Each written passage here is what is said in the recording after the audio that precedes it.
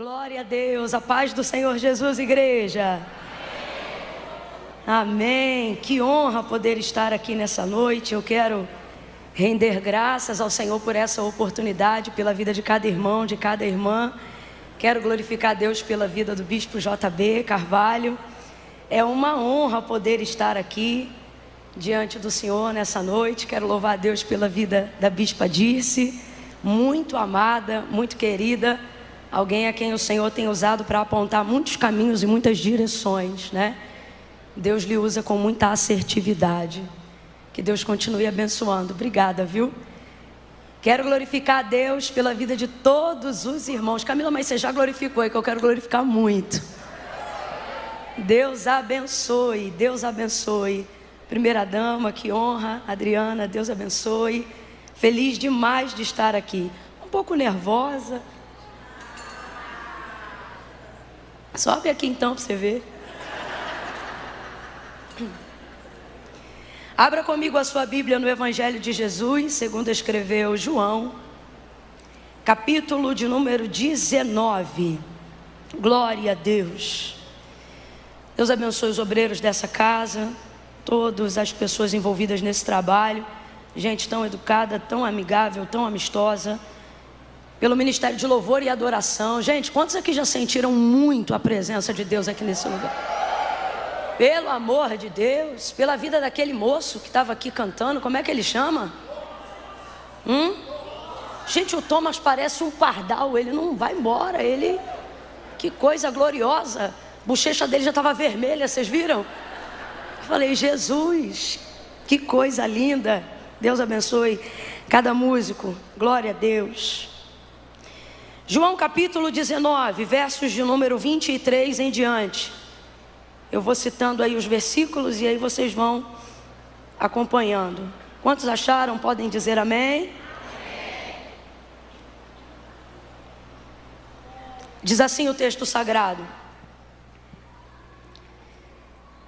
tendo os soldados crucificado a Jesus, tomaram as suas vestes e dividiram-nas em 4 partes, uma para cada soldado. Tomaram também a túnica, que era sem costura, toda tecida numa peça só, de alto a baixo. E disseram uns aos outros: não a rasguemos, mas lancemos sortes sobre ela para ver de quem será. E isto aconteceu para que se cumprisse a escritura. Complete aí para mim, por favor. E isso aconteceu para que se cumprisse a escritura, que dizia: dividiram entre si as minhas vestes e sobre a minha túnica lançaram sortes. E foi isto que fizeram os soldados. Verso de número 28. Mais tarde, sabendo Jesus que tudo já estava consumado, para que a escritura se cumprisse, disse: tenho sede. E estava ali um vaso cheio de vinagre, e embeberam de vinagre uma esponja, colocaram-na numa vara de ísopo e chegaram-na à sua boca. Quando Jesus recebeu o vinagre, ele disse: está consumado. E inclinando a cabeça, entregou o Espírito. Como era o dia da preparação dos judeus, para que os corpos não ficassem expostos na cruz durante o sábado, porque este sábado era um grande dia, rogaram-lhe a Pilatos que fossem quebradas as pernas e que fossem tirados os crucificados de lá. Foram os soldados e quebraram as pernas do primeiro e do outro que com ele havia sido crucificado. Mas chegando-se a Jesus, vendo-o já morto, não lhe quebraram as pernas. Contudo, um dos soldados transpassou-lhe o lado com uma lança, e imediatamente saiu sangue e água. E aquele que viu isto testificou que o seu testemunho é verdadeiro, e ele sabe que é verdade o que diz, para que também vós o creiais, que estas coisas aconteceram para que se cumprisse a escritura que dizia: nenhum dos seus ossos poderá ser quebrado. Aleluia. Complete comigo só mais uma vez assim, esse último versículo que nós lemos: e estas coisas aconteceram para que se cumprisse mais uma vez, para que se cumprisse a escritura. Diga amém por essa palavra. Eu vou contar de 1 a 3. Quando eu disser 3, eu gostaria que você liberasse uma palavra que determina o rumo profético daquilo que Deus nos confiou como verdade nessa noite. Quando eu disser 3, você vai olhar para quem está ao seu lado e vai dizer para esta pessoa apenas uma palavra, só isso. Porque deixa eu te falar, você não precisa de tudo que acha que precisa para chegar no lugar que Deus determinou, no lugar que Deus disse que você chegaria. Às vezes a gente pensa que Deus depende de circunstâncias favoráveis para fazer cumprir aquilo que Ele nos prometeu. A gente sabe que Ele não precisa, mas vive como se Ele precisasse. Porque diante de qualquer adversidade, qualquer dilema, qualquer dificuldade que se apresenta, uma enfermidade, uma esterilidade, uma porta fechada, um levante, uma afronta, uma dificuldade financeira, uma dívida, uma falência, uma palavra que contraria completamente toda a palavra que Deus determinou ao nosso respeito, tem um poder de nos desestabilizar de uma tal forma.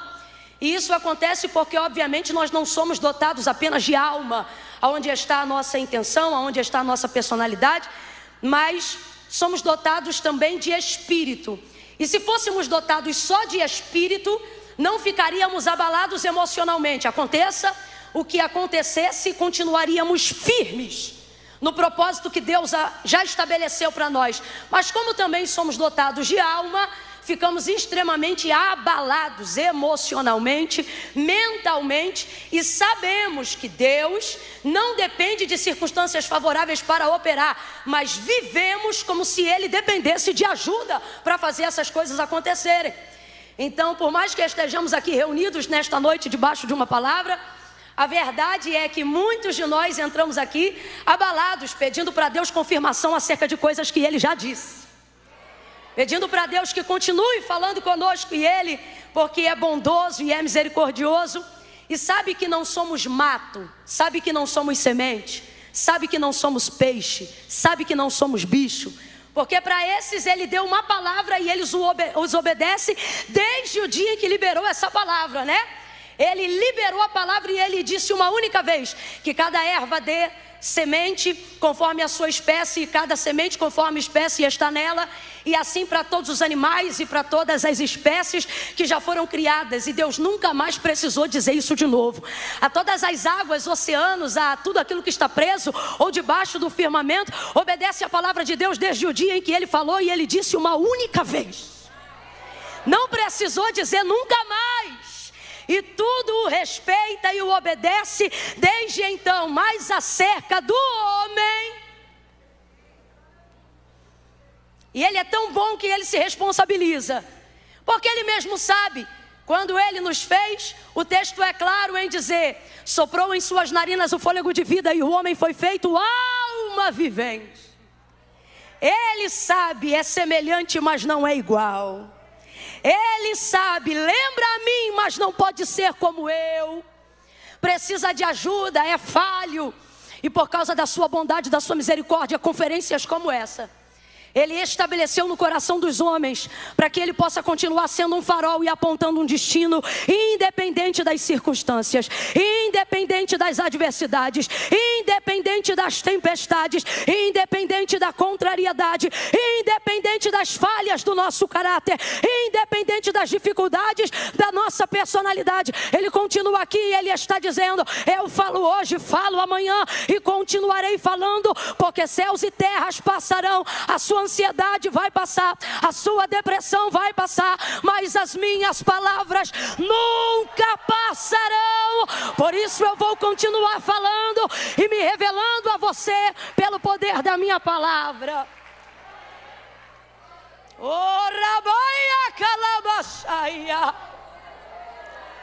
E Ele fala e não se cala. Quando Deus criou todas as coisas que existem e que estão diante dos nossos olhos, visto que tudo obedeceu ao ouvir a sua voz, dava até a impressão de que Ele não precisava falar nunca mais. Se o mar, que é muito maior do que tudo que você carrega dentro de você, obedeceu a sua voz desde que tudo foi criado, por que seria tão difícil para você obedecer?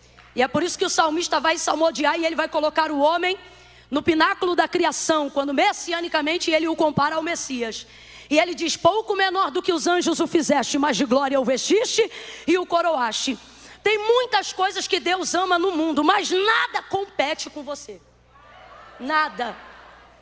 E você pode não acreditar nisso, e isso não muda essa verdade. Você pode não sentir isso agora, e isso não muda essa verdade. Você pode não estar se sentindo amado aqui agora, e isso não muda essa verdade. E essa verdade não é uma história, é uma pessoa. E ela é uma realidade. Esteja você sentindo isso ou não agora, você é o pináculo da criação de Deus. Aquilo que Ele fez e que Ele mais ama e amou. E Ele é tão generoso que depois de criar todas as coisas e fazer então o homem, nunca mais Ele parou de trabalhar, percebeu? Olha para quem está do teu lado e diga: você dá um trabalho.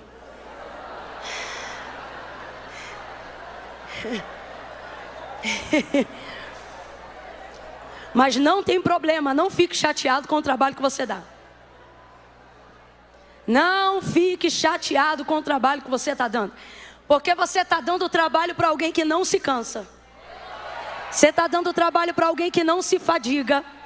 Eu fico tão triste quando eu vejo um crente podendo pedir para Deus o que ele quiser, e ele diz assim: eu não tenho coragem de pedir. Eu fico tão triste. Porque se tem uma coisa que dá prazer em Deus é trabalhar. Veja, Ele criou rios, oceanos, mares, tudo que existe, tudo que há. E ao sétimo dia, não porque tinha necessidade, mas para estabelecer para nós um princípio, o texto diz que no sétimo dia Ele descansou. Parou para admirar a sua obra, a sua criação. Só que depois de haver feito o homem, Deus nunca mais descansou. E eu não estou falando do sábado, eu estou falando de expediente. Nunca mais. E não sou eu que estou dizendo isso para te agradar, para fazer você se sentir amado, não. Como eu já disse, isso é uma verdade irrefutável. Acredite você nela ou não. Nunca mais Deus... Rapaz, Deus criou baleia e descansou. Deus criou tudo que existe e há, e conseguiu, abre aspas, descansar, fecha aspas. Mas depois que criou você, nunca mais Deus descansou. Por que o profeta Isaías, quando menciona, não ele, mas o próprio Deus, falando na primeira pessoa na boca do profeta, quando ele diz assim, olha... Porque desde a antiguidade, por que ele não diz desde a eternidade? Mesmo sendo filha dele, porque ele é pai da eternidade, ele estabeleceu um tempo para contar a eternidade, porque ele consegue ser maior do que a eternidade e está fora do que tudo que pode ser contado. Mas ainda assim, é impressionante porque o texto poderia dizer desde sempre. Porque Deus existe desde quando? Desde que você passou a conhecê-lo? Não, desde sempre. Então poderia dizer assim, porque desde sempre, mas não diz desde sempre. Veja o texto do profeta Isaías, porque desde a antiguidade. Antiguidade e eternidade são iguais, gente? Não, eternidade é desde sempre. Antigamente é desde um ponto, muito antigo, mais um ponto. Ok? E olha o que ele diz, porque desde a antiguidade, nem com o ouvido se ouviu, e nem com o olho se viu, um Deus que...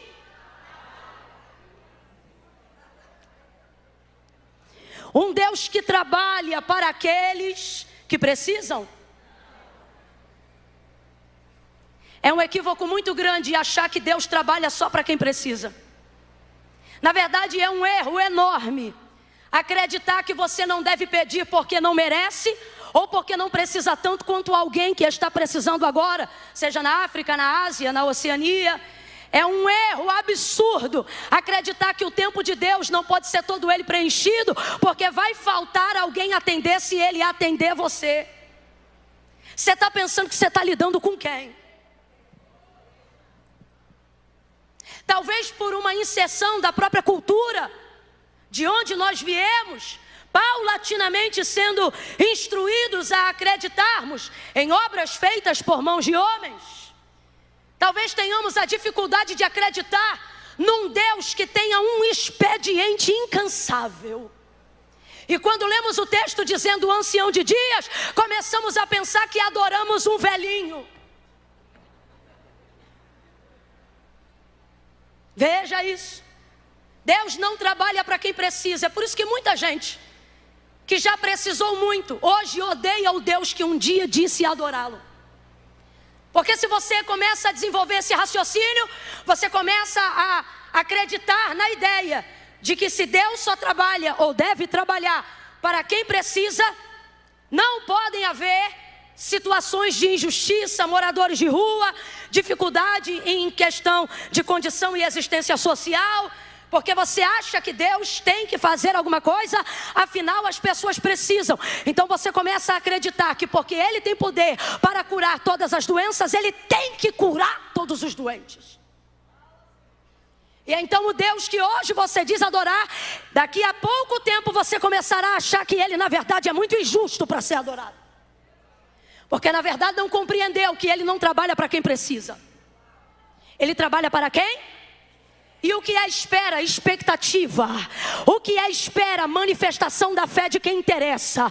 O que é espera? Certeza das coisas que eu não tenho, mas que eu já creio que recebi e estão diante de mim. Deus não trabalha para quem precisa, Deus trabalha para quem espera. Aí veja o texto: porque desde a antiguidade com o ouvido não se ouviu e nem com o olho se viu um Deus que trabalha para aqueles que nele esperam. Olhe de novo para alguém e diga: Deus trabalha muito. Está fraco, diga: Deus trabalha muito. Por você, por você. Deus trouxe pessoas hoje aqui e Ele está dizendo: eu não quero você se sentindo ameaçado de todos os lados. Eu quero que você saiba que é protegido de todos os lados.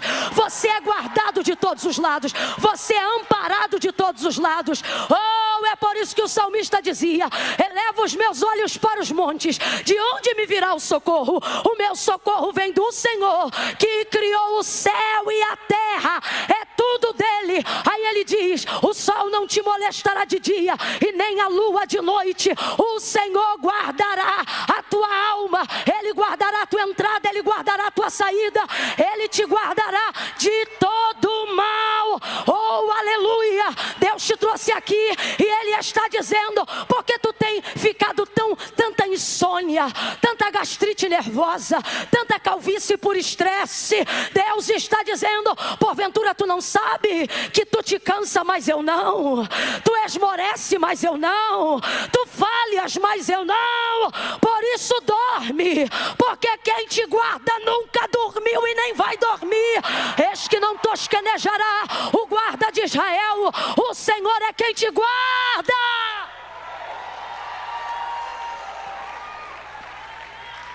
Vai ver, você já serviu um Deus o qual você teve que trabalhar muito por Ele.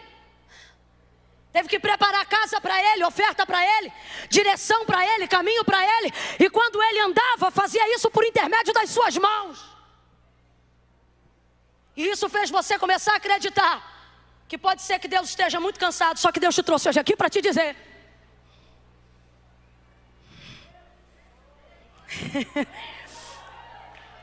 eu trabalho por você quando você nem me conhecia direito. Deus trabalha por aqueles que nele esperam. Tudo que existe e há, diz o autor da carta aos Hebreus, não foi feito por prova aparente do que se vê, mas antes céu e terra foram criados pelo poder da sua palavra. Camille, o que isso tem a ver com João 19? Tudo, presta atenção e para de ser ansioso. Há uma palavra, e esta palavra é a palavra que trouxe à existência tudo que antes não havia, tudo que antes não conhecíamos. Então eu volto a dizer o que disse no início: você não precisa de tudo que acha que precisa para chegar no lugar que você deseja. Você não precisa de tudo que acha que precisa para estar aonde Deus disse que ia lhe colocar. Camille, eu preciso de quê? Você precisa de uma palavra apenas. Uma palavra. E eu já disse e repito novamente nessa noite: Deus não depende de circunstâncias favoráveis para operar. Se Ele liberou uma palavra, ela está proibida de voltar vazia. Antes ela vai e faz aquilo que lhe apraz. Você acha que tem que ter o melhor plano de saúde. Você acha que tem que ter o melhor plano de carreira. Você acha que tem que ter os melhores amigos. Você acha que tem que aumentar a sua cartilha, a sua network. Você acha que tem que ter 2, 3, 4, 5 milhões até o final do ano para conseguir virar uma chave. Tudo isso é planejamento e não é errado fazer. O problema é depositar toda a sua expectativa no seu empenho, acreditando que qualquer coisa que aconteça ou abale o mundo terá o poder de abalar a palavra que Deus liberou a seu respeito. E por isso você tem vivido se desgastando, gastando a sua energia, a energia que você podia estar usando para adorar, a energia que você podia estar usando para descansar diante dele, porque mais fé do que precisa ter quem trabalha, precisa ter quem descansa. Por isso que quem descansa demonstra maior confiança para Deus. Veja, se você tem uma palavra, você tem tudo, mas a gente age com a palavra de Deus como se ela fosse uma coisa abstrata, como se ela não fosse mais sólida do que o chão que eu estou pisando, como se ela não tivesse maior poder de cobertura do que este teto que está sobre a nossa cabeça. Você estoura uma bomba aqui dentro, não sobra piso, não sobra teto, não sobra nada. Isso que hoje você tem certeza da solidez que é, amanhã não é mais nada. Agora, bota um crente debaixo de uma palavra. Pode jogar a bomba que for. Remacaia Sória. Meu Deus, pode tentar o maior nível de destruição, pode fazer o maior estratagema, bota um crente debaixo da palavra. Oh meu Deus do céu, olha para quem está do teu lado e diga: debaixo de uma palavra. Agora vamos ovacionar essa palavra e diga assim: debaixo da palavra. Da palavra. Ei, tua casa não caiu quando você perdeu o emprego, não é porque faltou dinheiro, é porque não faltou palavra. Tua enfermidade que te atormenta não te matou, não só o corpo, mas também a alma. Não é por causa dos remédios que você tem, é porque tu está debaixo de uma palavra. A esperança que nada muda e faz morrer em ti, ela ainda não foi embora porque você é indesistível, não. Ela ainda se mantém aí porque tu estás debaixo de uma palavra. Então para de considerar essa palavra sensorial e começa a crer que ela é mais sólida do que o chão que a gente pisa e mais contundente do que o teto que cobre a nossa cabeça.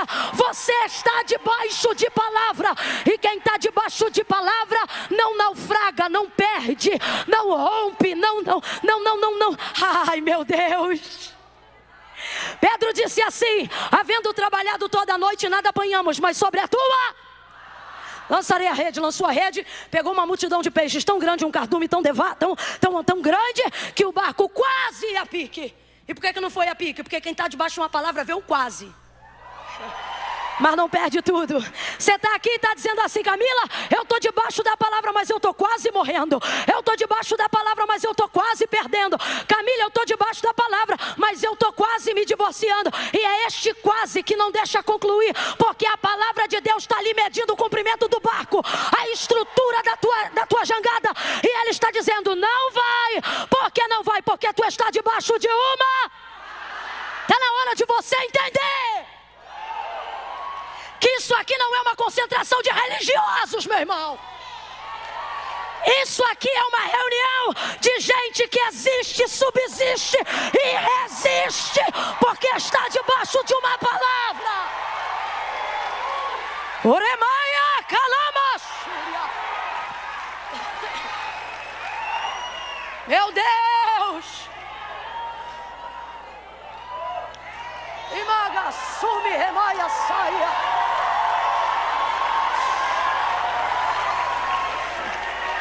Não é sentimento, por isso não depende da nossa alma. É a palavra de Deus. Camila, ela é realmente poderosa? É tão poderosa que não precisa da gente para nada. Só passa pela gente, mas não depende da gente para nada. Você quer ver? A gente é muito mais sensorial. O que é isso? Colocamos muito mais expectativa e confiança nos nossos sentimentos do que nos objetivos de Deus. Você acha, por exemplo, que só é amado quando se sente amado. Você acha que só é perdoado quando se sente perdoado. Tipo, você acha que se você não sentir, não aconteceu. Engraçado que você não sente isso com conta. Quem é que recebe um boleto ou precisa pagar a parcela de alguma coisa e chega no mês e diz assim: não estou sentindo de pagar isso hoje? Não, meu irmão, tem sentimento nenhum. Precisa de sentimento para pagar boleto? Se tem um sentimento é de raiva. Ainda mais se for indevido, né? Tem sentimento, você vai lá e faz. Aí eu digo, uma vez que está feito, está pago ou não está? Está pago ou não está? Está pago ou não está? Só que você, eu não sei, você quer sentir o sangue de Jesus para acreditar que está pago. Você começa a colocar em questão sensorial aquilo que é fato. E perde os objetivos porque está dando mais crédito ao que sente do que ao que sabe. E fé não é sobre o que eu sinto, fé é sobre o que eu sei que a palavra diz. Você quer ver? Ezequiel capítulo de número 37. Me mostra sentimento no meio daquele vale cheio de crânio. Femo para tudo que é lado. Se tem algum sentimento ali é medo. E eu não estou inventando não, é só você olhar o texto. Olha o que o texto diz. Que o Senhor arrebata ele numa visão. E na visão, olha o que ele vê. E tomou-me pela mão. E me levou. E me deixou lá. Às vezes Deus faz isso com a gente. Toma, leva, e a gente está com medo, mas aguenta. Complicado é quando a gente vê a mão indo embora. E diz, aonde está aquele que me trouxe aqui? Existem projetos que Deus te leva para começar. E na hora de começar você diz, cadê a mão que me trouxe aqui? Estou mentindo? Quem é que nunca sentiu a ausência da mão movendo? Quem é que nunca fez uma oração dizendo, Deus, não é a luz do teu rosto, aonde está o teu braço? Aí o texto diz que deixa ele lá. E estando ele lá, olha o que o texto diz. E ele me disse, então preste atenção. Não tem problema falta mão. Não tem problema falta perna. Não tem problema quando Deus não mexe o braço. O problema é se você parar de ouvir a sua. A mão saiu, mas a voz continuou. Por quê? Porque o que dependemos para fazer, o que precisamos fazer, o que dependemos para fazer dar certo, o que Deus disse que daria, não é mão, não é pé, não é cabeça, mas é a sua palavra. E me disse, filho do homem, poderão viver esses ossos? E eu acho maravilhosa a resposta dele. Senhor Deus Jeová, tu sabes. O que ele está dizendo? Sobre esse vale eu não sei nada. Então eu não vou emitir opinião sobre o que eu não sei. Você tem que parar de ficar emitindo opinião sobre o que você não sabe. Sobre esse vale eu não sei nada. Mas quando ele diz, tu sabes, ele diz, sobre ti. Eu sei que tu fazes o que tu queres. É isso que ele está querendo dizer. Aí ele diz assim, então profetiza, filho do homem. E Ezequiel começou a profetizar, gente.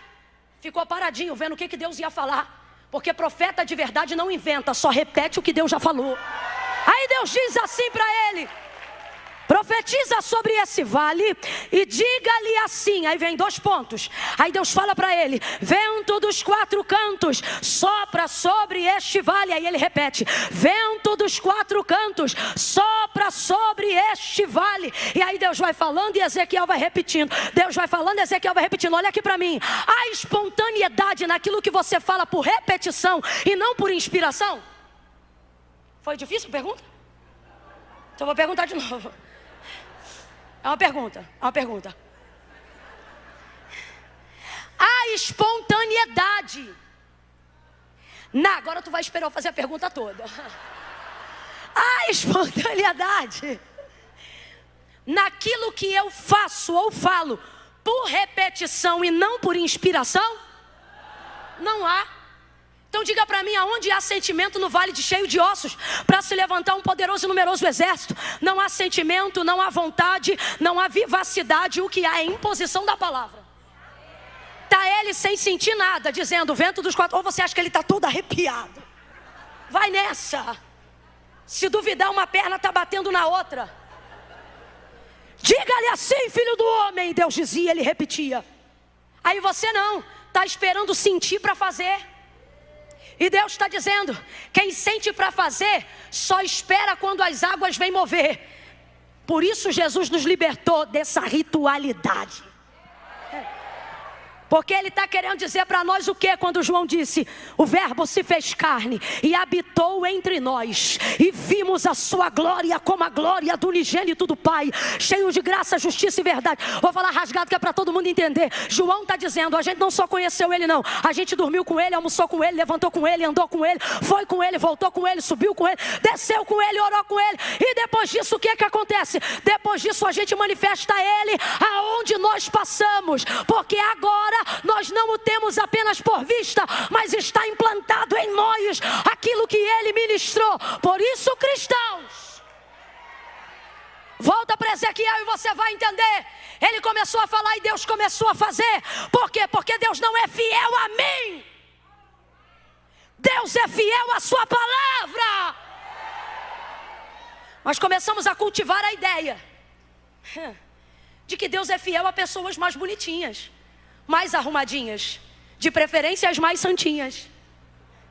E Deus está dizendo: nem a estas sou fiel à minha palavra. João capítulo 15. Meu pai é agricultor, eu sou a videira, vocês são as varas. A vara que está em mim e dá fruto, essa eu podo para que dê mais fruto. As outras que estão em mim, mas não dão frutos, eu corto e lanço no fogo. Como é que pode? 2 tipos de vara na mesma videira, só que uma dá fruto e a outra não dá. E Jesus explica: se vós estiverdes em mim e as minhas palavras estiver em vós, pedireis o que quiserdes e isso vos será feito. O que é que ele está dizendo para mim e para você? Há muitas formas de você estar em mim, mas só há uma forma de eu estar em você. Um monte de gente pode sentir Deus de uma só maneira, ou de várias maneiras, e isso não exclui a presença de Deus em um lugar, não importa quantos pecadores tenham ali. Agora, a pergunta é: quem Deus sente? Somente aqueles que estão debaixo da sua, só quem corresponde à sua palavra. Por isso Jesus disse assim, nos últimos dias virão muitos dizendo: em teu nome expulsei demônios, porque expulsa. Em teu nome operei prodígios, sinais, maravilhas. Jesus vai dizer o que é para eles? Apartai de mim, malditos, porque eu nunca vos conheci. Então a questão não é o quanto você conhece ele, a questão é o quanto ele se reconhece em.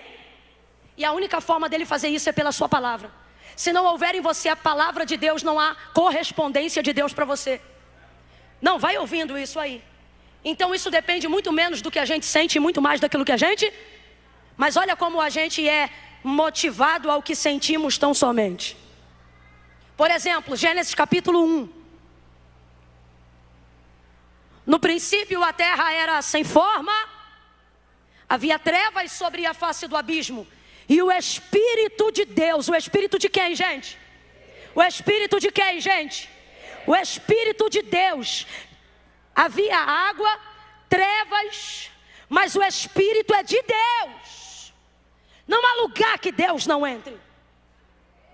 O Espírito de Deus se movia sobre a face das águas. Olha que coisa linda. O Espírito de Deus não só estava presente, como estava em movimento. Quem está entendendo, diga amém. Isso é maravilhoso, sim ou não? Quem é que gosta de um mover de Deus? Vou perguntar de novo, quem é que gosta de um mover de Deus? A gente ama um mover de Deus, mas a igreja não cresceu debaixo de mover. O Espírito de Deus se movia à face das águas. Veja, é o Espírito de Deus, está se movendo, mas não está acontecendo. O que estava em trevas continua em trevas. O que era abismo continua sendo abismo. E o que era água continua sem terra. Mas é o Espírito de Deus que está se movendo, mas não está fazendo nada, não está transformando nada, não está realizando nada. Mas vai aparecer então o verso que diz: e disse Deus. Aí eu sinto uma alegria tão grande nesse verso. E disse Deus. Agora Deus não está se movendo, agora Deus está. E disse Deus: haja luz, e houve luz. Aí agora sim, o que estava em trevas agora vai estar em luz. E ele começa a falar. E à medida que ele fala, as coisas vão acontecendo. À medida que ele fala, as coisas vão acontecendo. À medida que ele fala, as coisas vão acontecendo. Ele fala e vai acontecendo. Ele fala e vai acontecendo. Isso é o poder da sua palavra e não do seu mover. Mover sem palavra não muda nada, porque mover não transforma, mas palavra traz mover e transformação. Debaixo da palavra de Deus haverá transformação. Não é debaixo do que você sente. Então veja, temos consciência de que Deus não depende de circunstâncias favoráveis para fazer cumprir aquilo que nos disse. Porém, agimos como se Ele dependesse da nossa ajuda ou de circunstâncias melhores. Por quê? Porque temos fé no que sentimos e não no que sabemos. O que você sabe sobre Deus é o suficiente para te colocar num lugar de segurança. Será que o currículo do Deus de Gênesis não é o suficiente para te dar crédito, para mostrar que Ele não precisa de nada?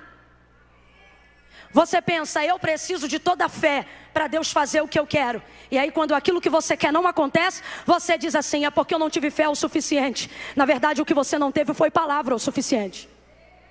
Se você se apegasse mais à palavra do que ao que você sente, não haveria nada que você quisesse ou pedisse que Deus não fizesse.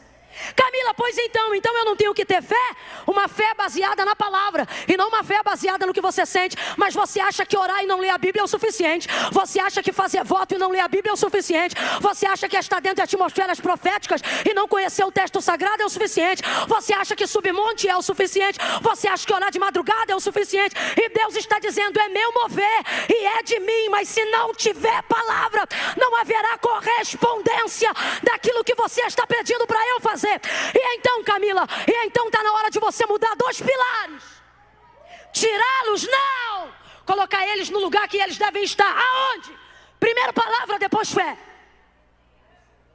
Quem tem que vir primeiro? Quem tem que vir primeiro?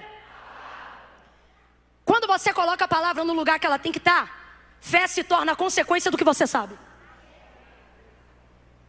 Logo você não motiva a fé. Você recita a palavra e ela sopra a brasa da fé. Você quer fazer o contrário, soprar a brasa da fé e esperar que Deus envie palavra. Deus está dizendo, recite, profetize, invoque, cante, pregue, busque a minha palavra e deixa que ela, começa a soprar a brasa da fé. Rapaz, isso aqui é muito sério. Quando Deus disse haja luz, quem foi que disse eu concordo? Quando Deus disse haja luz, quem foi que disse eu creio? Ninguém disse nada. Foi o poder da sua? Foi o poder da sua? Quando Deus disse haja firmamento, qual foi o anjo que disse amém, Jeová? Tá ligado? Não precisou de fé para haver manifestação de mundo. O que eu estou querendo dizer aqui? Não é heresia não, presta atenção. Deus não depende da nossa fé para fazer nada. Quando eu creio, Deus tem poder para fazer. E quando eu não creio, Ele continua tendo poder para fazer. Mas Ele só faz na vida de quem? Então presta atenção. Deus não depende da minha fé para ter poder de fazer. Eu que dependo da minha fé para ter poder de receber aquilo que Ele já fez. Logo, a minha fé não está no que eu sinto, a minha fé está na palavra. E por que isso é tão importante? Porque isso muda completamente o cenário atual da sua vida. Não importa como você entrou aqui dentro nessa noite, você sai com uma mudança de cenário radical em 3 passos. Não, eu vou falar de novo. Não importa como você entrou aqui nessa noite hoje. Se você entrar debaixo dessa palavra, Deus vai mudar radicalmente todo o cenário e qualquer realidade que você acredite ser impossível a mudança. Sobe aqui a banda que é pra gente terminar junto sobre essa palavra. Camila e João 19, vem agora. Tudo o que João está vendo acontecer no Calvário vai acontecer mediante a palavra. Por quê? Porque tudo que está acontecendo por pior que pareça, é a pior cena, foi aquilo que deu mais dor e agonia em Jesus. A angústia maior de sua vida foi ir ao Calvário. Lágrimas rolaram do seu rosto, suor vertido em gotas de sangue, ao ponto da sua humanidade gritar ao lado da sua divindade, dizendo: Pai, se possível for, passa de mim esse cálice. Tão difícil era aquele momento. Agora veja, ele está no Calvário. Coisas aparentemente extremamente ruins estão acontecendo. João poderia ter ficado desgovernado como Pedro, traído como Judas. Qualquer um na sua humanidade pode errar, sim ou não? Sim ou não, gente? Só que João vai se manter fiel até o final. E uma das coisas que estabelecem para mim e para você um critério de aplicação. O que é isso? Faça igual e você vai viver a mesma coisa. O que é, Camila? Ele tinha o texto de Isaías de cor. Todo mundo aqui tem uma palavra específica mais forte na memória, sim ou não? Pelo menos um texto, nem que seja o Salmo 23 aberto na página amarela. Alguma coisa você tem. E para o judeu, tanto é até hoje, para o judeu, o texto do profeta maior, o texto messiânico de Isaías, é um dos textos que eles repetem até hoje. Manifestam essa palavra. E qual é o texto em questão? O texto que fala da crucificação e da entrega. Aquele que é o leão vai como ovelha muda ao matadouro. Moído pelas nossas transgressões, o castigo que nos traz a paz estava sobre ele, e pelas suas pisaduras nós seríamos sarados. Mas para que todas essas coisas acontecessem, era necessário grande pranto, sofrimento e dor. Ele ia como inocente, sangue imaculado e precioso ao Calvário por amor de nós, para cumprir a vontade do seu Pai. João vai deixar tudo o que ele tem para seguir a este homem que agora é o herói da sua vida. Nem masculinidade direito João apresenta ao ponto de ter vergonha de se aproximar de Cristo. Pelo contrário, ele o abraça como um pai, o beija como um amigo, encosta a sua cabeça no seu peito, de tanto que o ama. Ele deixou empresa, deixou pesca, deixou rede, deixou fundo de garantia, deixou aposentadoria. Ele largou tudo para trás, meu irmão, para seguir esse homem. Aí pense em você na situação de João. Vê leproso ser curado, vê prostituta convertida. Pense você na condição de João. Vê um homem que tem poder para andar sobre as águas. Pense. Um homem que tem poder para fazer tudo, permitir-se ser tão castigado no Calvário. E é aqui na verdade que ele ostenta o maior poder que ele tem. Porque maior poder não tem quem faz o que pode, mas tem quem podendo não faz. Só para poder viver o que Deus quer que viva. Aí ouve isso. O texto diz que os soldados pegaram suas vestes, repartiram, lançaram sortes. João podia ficar desesperado, mas ele mantém o controle naquela cena. Olha para quem está do teu lado e diga assim: debaixo da palavra, você tem o controle. 3 passos. Primeiro, o texto diz que pegaram as vestes dele, rasgaram, lançaram sortes. E João vai dizer: os soldados fizeram isso. Mas por que eles fizeram? Ele escreve: para se cumprir a... Vamos substituir escritura por palavra, porque estamos falando da mesma. Então quando eu perguntar, você diz palavra, tá bom? É a palavra de Deus. Ele diz: os soldados fizeram isso para se cumprir a... Os soldados fizeram isso para se cumprir a... Ora, João, então decida e diga para nós, quem fez isso? Os soldados ou a palavra? Os soldados, mas eles fizeram por causa da... Porque estava escrito, e a palavra dizia: dividiram entre si as minhas vestes, e sobre a minha túnica lançaram sortes. Então o que João está vendo? A maldade se manifestando. O que João está vendo? O ódio cumprindo o seu querer. Enquanto você levar as coisas para o pessoal, você não vai ver o cenário como Deus está vendo. Parece que eu vejo Davi metendo a mão nos peitos do camarada e dizendo assim: segura aí, Por que segura? Porque quando você está debaixo de palavra, você não deixa ninguém intervir no que está acontecendo. Deus deu o trono para Davi, e não tem inferno nem Absalão que tire. Não tem inferno nem Absalão que tire. Mas quem poderia tirar Davi se não entendesse que tudo que está acontecendo, por pior que pareça, por mais descontrole e desgoverno que pareça, é como uma orquestra cuja batuta do ritmo está na mão de Deus, e Deus está orquestrando. Você diz que levante, e Deus diz: está orquestrando. Você diz que fúria, e Deus diz: estou orquestrando. Você chama que prova, e Deus diz: é o melhor treinamento que eu já dei. Deus está dizendo: ei, comece a olhar o cenário pelo prisma de Deus. Se você está debaixo de palavra, pare de tratar o inimigo como seu opositor e não desça para o nível dele.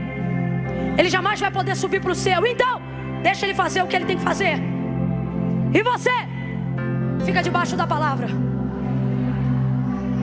Quando eu estou debaixo de palavra, meus inimigos se tornam funcionários da promessa que Deus liberou. Segundo, vendo que tudo já estava consumado, ele disse: tenho sede.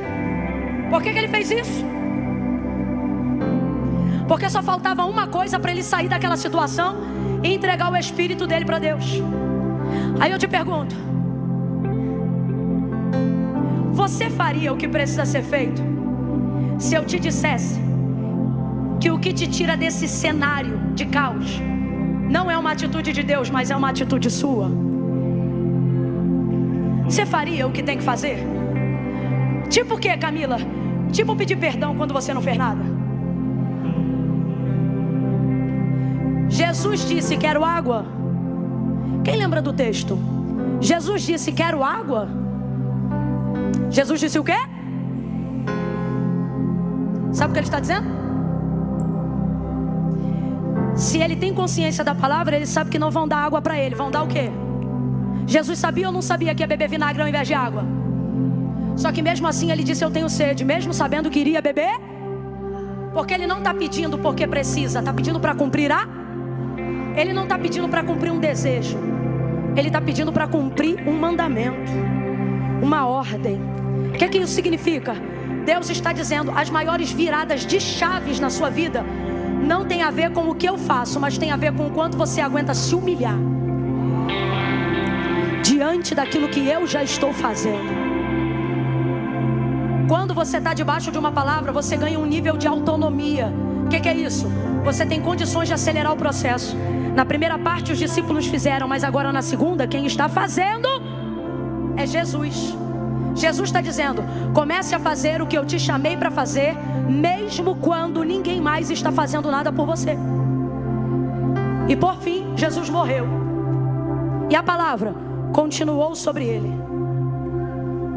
Jesus morreu. Responda para mim, para a gente encerrar junto. Morto se debate? Morto argumenta? Vem cá, gente, morto se defende? Camila, o que isso significa? Significa que tem situações na sua vida que mesmo que a palavra de Deus sobre a sua vida seja a palavra de vida, haverão momentos que você vai estar como morto. Terá boca, mas não poderá falar. Terá mão, mas não poderá mexer. Terá pés, mas não poderá sair da situação que você está. E aí, Camila, escute isso. Primeiro eles fazem cumprir, depois Jesus faz cumprir, e terceiro, a própria palavra se cumpre. Porque Jesus já está morto, não pode se defender, não pode reagir. Tem gente assim que está aqui hoje. Você está em situações onde você não pode se defender, onde você não pode reagir. E para piorar a história, você está como João vendo a cena de alguém que pegou um pedaço de madeira gigante na mão para arrebentar as tuas pernas. E se você vê que fazem com o segundo e fazem com o terceiro, você pensa: o próximo que vai arrebentar sou eu. Só que esse também é um dos segredos de quem está debaixo da palavra. O quê? A palavra impõe limites quando tudo é igual a todos. Camila, eu não entendi. Você não está vendo que Jesus está cercado ali no meio? Quando os soldados vieram para arrebentar as pernas dos crucificados, não seria natural se começou pelo primeiro, depois ir ao segundo e então ao terceiro? Só que Deus está dizendo, quando você está debaixo da palavra, coisas que acontecem com todo mundo não vão acontecer com você, porque você está cercado. Você está cercado. Gente, há uma unção profética tão forte aqui. Deus está dizendo, você está cercado. 1000 cairão ao teu lado, 10.000 à tua direita, mas tu não serás atingido. Camila, mas eu não estou em condições de reagir. Eu estou debaixo da palavra, mas estou deprimido. Eu estou debaixo da palavra, mas estou cercado. Eu estou debaixo da palavra, mas estou imobilizada. Como é que eu vou fazer? Fez então o último segredo. Deus diz assim: quando você vive a sua vida para cumprir a minha palavra se mantém viva até depois da sua morte. Olha o que vai acontecer. Os soldados arrebentam o primeiro, pá! Arrebentam o terceiro, pum! Cai cruz, cai madeiro, é mão que rasga do cravo, é pé e joelho que bate no atrito do chão, é rótula que se arrebenta para tudo que é lado. E Jesus, alguém pensa, é o próximo. Gente, no mundo espiritual, Satanás está pensando que a batuta da orquestra da nossa vida está na mão dele, e ele está dizendo assim com ameaças: o próximo é você, o próximo é você, o próximo é você. Só que João está dizendo, ninguém me contou não, eu vi. E esse vai ser o testemunho, sabe por quê? Porque depois de muitos anos dentro da nossa nação, nós vamos ser testemunhas, não do que os outros viveram, mas da história que Deus está escrevendo através da vida daqueles que se colocaram debaixo da palavra. Oh meu Deus, não conseguem quebrar Jesus. Aí João vai dizer assim: eu sou João, eu sou testemunha do que aconteceu. Ele diz assim: quebraram o primeiro, quebraram o terceiro, chegando-se porém a Jesus. Agora presta atenção, isso aqui é um ato profético que Deus está mandando eu fazer agora.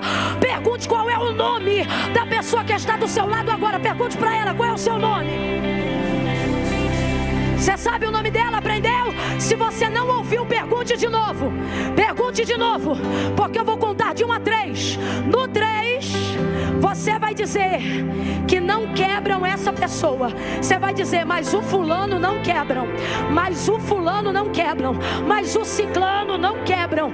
Bora que eu também tenho que ter alguém. Meu nome é Camila, teu nome é qual? Qual é teu nome? No 3 você vai ter que dizer meu nome dizendo que não vão me quebrar, e eu vou dizer o teu nome dizendo que não vão te quebrar. Qual é teu nome? Qual é meu nome? Qual é teu nome?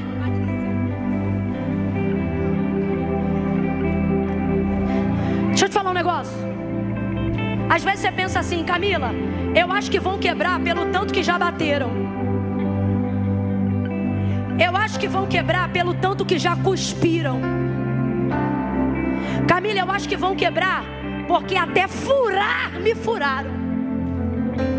E o Senhor está dizendo, mas há sobre você uma palavra: pode difamar, pode perseguir, pode afrontar, pode cuspir, pode bater, pode castigar, mas o Senhor te trouxe hoje aqui para dizer: quebrar ninguém vai quebrar Brasil, quebrar ninguém vai quebrar igreja.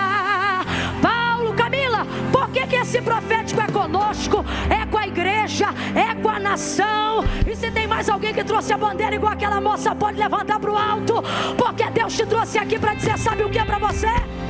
Eles vão perseguir, eles vão cuspir, eles vão afrontar. César e o seu sistema estão apavorados com a sua popularidade, mas quebrar ninguém quebra, quebrar ninguém quebra. Segura a mão dela, fecha o corredor, segura a mão dela e fecha o corredor. Eu conto 1, você vai gritar o nome dessa pessoa e vai dizer: quebrar ninguém quebra. Eu conto 2, Patrícia, não esquece do meu nome, e você vai gritar. Eu disse que você vai. Eu disse que você vai. Ai, Camila, mas eu não gosto de gritar. Mas hoje você vai. Ai, mas eu pensei que não ia precisar. No outro dia que vier alguém menos pentecostal, tu não grita. Mas hoje tu vai botar grito nessa goela e vai clamar com vontade. Você vai gritar. 2,5. Prepara, porque você vai chamar o nome de alguém agora. 3, diga. Quebra, ninguém quebra. Ninguém quebra, Patrícia. Ninguém quebra. Ninguém quebra. Agora de mãos dadas. De mãos dadas. De mãos dadas. Você vai dizer: Brasil, ninguém te quebra. Peraí. 1. Prepara, porque Deus vai conduzir nossa nação em triunfo. Eu conto 2. Você vai dizer: Brasil, ninguém quebra. 2,5. Respira fundo. 3. Solta o brado. Quebra. Ninguém quebra. Ninguém te quebra. Ninguém te quebra. Nós estamos te colocando debaixo de palavra. Debaixo de palavra.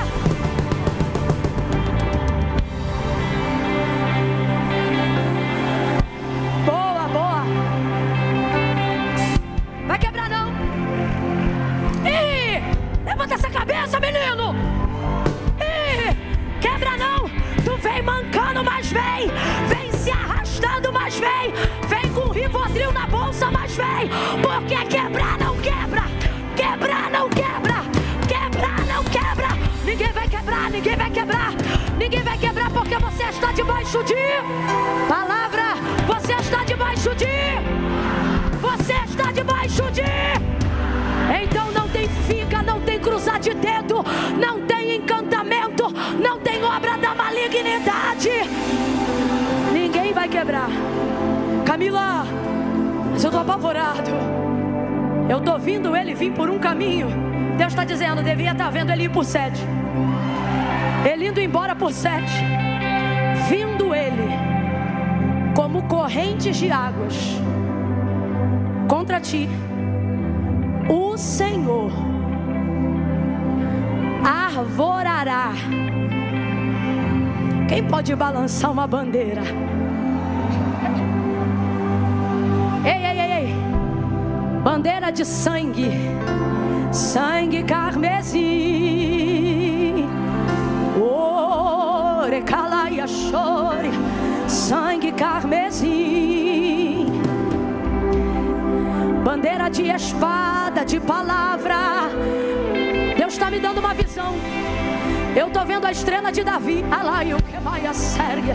Deus está dizendo: não vai faltar remanescente, não vai faltar lâmpada acesa na nossa nação. Deus prometeu isso a Davi, mas nós também fomos constituídos filhos de Abraão, porque todos aqueles a quem receberam, recebeu com eles o direito. Estufa esse peito, porque você tem direito de usar a palavra, de estar debaixo dela, de ser abençoado por ela. Ninguém vai quebrar. Por que, Camila? Onde está a garantia? No que você está falando? Não, no que a Bíblia diz, quando ela diz. Paulo escreve a carta à igreja de Corinto, e ele diz assim: ora, vós sois o corpo de... Então presta atenção. A igreja é quem? É o corpo de? É o corpo de? É o corpo de? Por que que quando chega lá no Calvário, quebram o primeiro, quebram o terceiro, mas o homem do meio não quebra? Porque sobre ele havia uma que dizia: nenhum.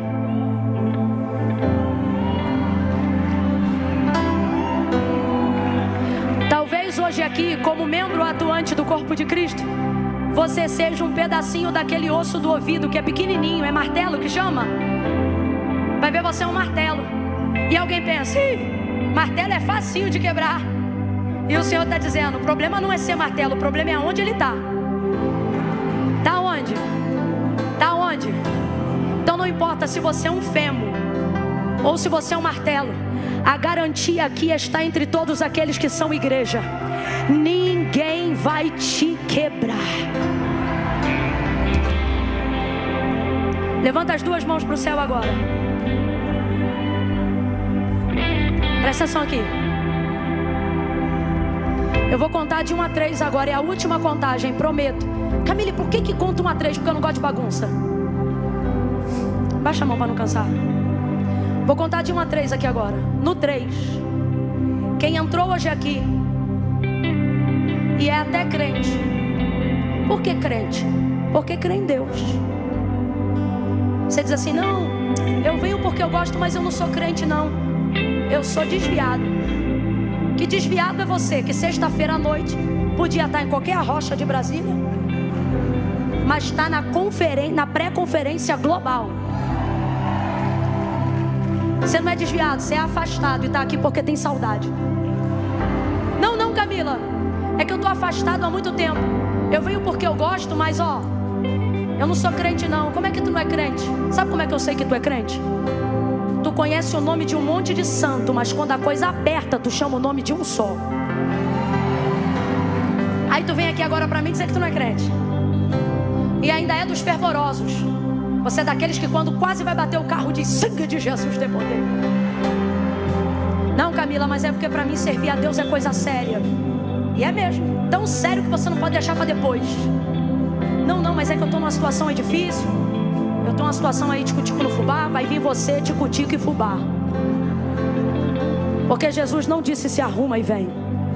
Ele disse: vinde a mim todos vós que estáis cansados, abatidos, sobrecarregados, e eu vos. Não é para te forçar, não quer vir, não vem. Mas eu tenho que te falar uma coisa: a garantia de não ser quebrado não está em ser osso, está em ser corpo de Cristo. Então se você diz que é crente, mas está fora da igreja, o convite para você hoje não é apenas venha a Cristo, é volte para a igreja. Volte para a igreja. Vai ser assim, eu vou contar 1, 2, 3. Quem está afastado, quem se diz desviado. Não, Camila, eu sou desviado. Desviado não frequenta culto. Que raio de desviado é você? Que o crente está aqui dizendo: ai meu Deus, que eu tenho que ir embora. E o desviado está assim: eita, que Jesus está falando comigo hoje. Quem mané desviado que é?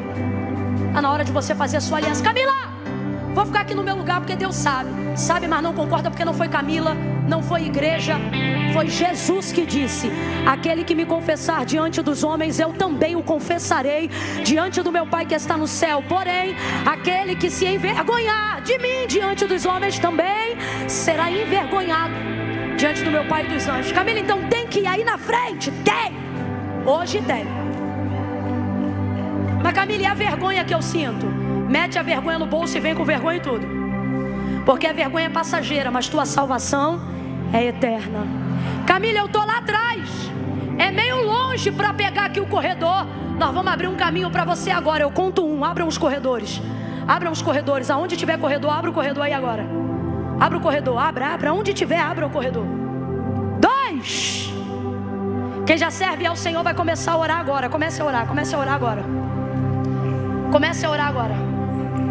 Senhor, aonde houver alguém que já te ama, mas nunca tomou uma decisão. Camila, tem que ir aí? Tem. Eu vou ter que falar alguma coisa? Não. Por isso eu estou dando garantia de confissão pública de fé a quem sair do lugar e vir para o altar. Agora presta atenção.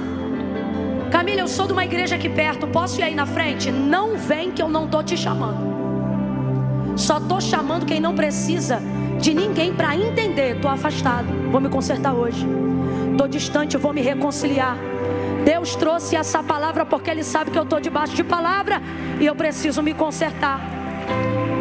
2,5. Nós vamos deixar para aplaudir juntos só no final, tá bom? 2,45. Levanta a mão e começa a interceder. Aumenta o nível da intercessão aí. Camila, eu estou aqui atrás, é meio longe. Longe é o céu sem Cristo. Vem aonde você estiver agora. Está afastado, vem. Está enrolado, vem. Não, Camila, primeiro eu vou consertar minha vida. Depois que eu consertar, eu vou. É por isso que você não conserta. Porque foi o próprio Jesus que disse: sem mim, nada podeis fazer. Então, Então eu digo: 3, tira teu pé do chão e vem para o lugar agora fazer tua aliança com Deus.